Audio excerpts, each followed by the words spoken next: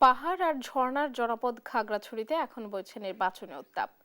Changi ও মাইনী নদীর এই জেলায় ভিন্ন জীবনযাত্রা, বৈচিত্র্যময় কৃষ্টি কালচারের সঙ্গে ভিন্নতা রয়েছে এখানকার বাসিন্দাদের চাওয়া পাওয়ায়।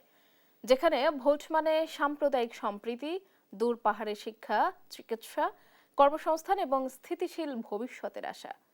খাগড়াছড়ি থেকে আলিমুজ্জামান সাফওয়ানের রিপোর্ট।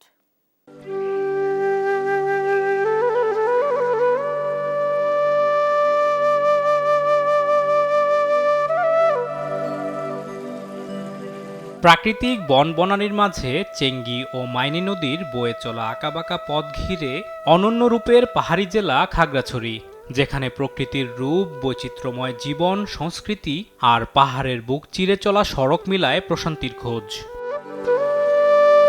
খাগড়াছড়ির প্রতিটি চূড়া থেকে দেখা মেলে নদী, পাহাড় এবং সবুজের হাতছানি। সকাল বিকেলের আলো নদী আর পাহাড়ে ছড়ায় ভিন্ন ভিন্ন রং। তবে এই সৌন্দর্যের আড়ালেও আছে কঠিন এক বাস্তবতা। বর্ষায় ডুবে যায় ঘরবাড়ি, ভেঙে যায় পাহাড়ি সড়ক। মৌলিক চাহিদা যেন এখানে সোনার হরিণ। শিক্ষা কিংবা চিকিৎসা পেতে এখানকার মানুষকে চালাতে হয় প্রাণান্তর চেষ্টা। 40 বছর ধরে অসংখ্য খুশির মিছিলে ছিল আইডিয়ালসে, থাকবে আগামীতেও। জীবনযাত্রা, চা পাওয়া থেকে রাজনীতি, সব ক্ষেত্রে সমতলের তুলনায় এখানে রয়েছে ভিন্নতা। সীমিত কর্মসংস্থানের পাশাপাশি নেই তেমন ব্যবসা বাণিজ্যের সুযোগ। আঞ্চলিক রাজনীতি ও সীমান্তবর্তী এলাকা হওয়ায় থাকে নিরাপত্তা ঝুঁকিও। তাই আসন্ন নির্বাচন ঘিরে জীবনযাত্রা সহজ করবেন এমন নেতাকেই বেছে নিতে চান এখানকার ভোটাররা।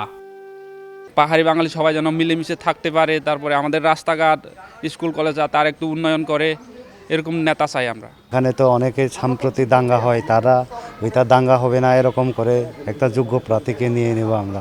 গরিব দুঃখের পাশে দাঁড়াক, যারা মেহনতি মানুষ তাদের সহযোগিতা সাহায্য করুক। যেই আসতেছে সেই তো দুর্নীতির সাথে জড়িত। যেই গদিতে বসার পরে তো তার রং অন্যরকম হয়ে যায়। বসার আগে বলে যে আমরা এটা করবো ওইটা করবো, কিন্তু কার্যকর হওয়ার পরে ওই জিনিসটা হয় না।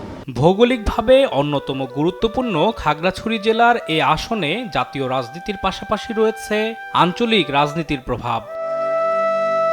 নিজেদের সমর্থন আদায়ে এরই মধ্যে পাহাড়ি জনপদে ভোটারদের দ্বারে দ্বারে প্রতিশ্রুতি নিয়ে ছুটছেন প্রার্থীরাও।